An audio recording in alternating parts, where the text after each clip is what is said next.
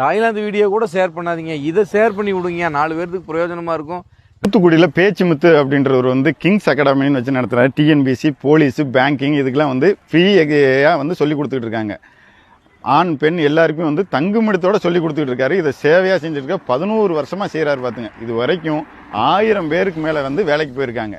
இந்த தகவலே நிறைய பேருக்கு தெரியறது இல்லை.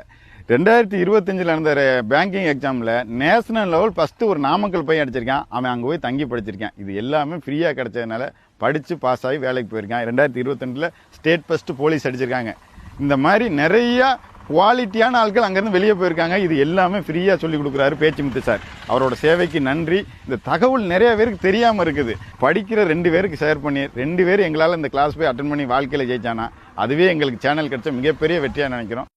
ஆண் பெண் இரு பாலருக்கும் இலவசங்க, ஹாஸ்டல் ஃபெசிலிட்டிஸ் இருக்குது, உணவு வசதி இருக்குதுங்க. தங்கி படித்து முன்னேறதுல உங்களுக்கு என்னங்கயா கஷ்டம்?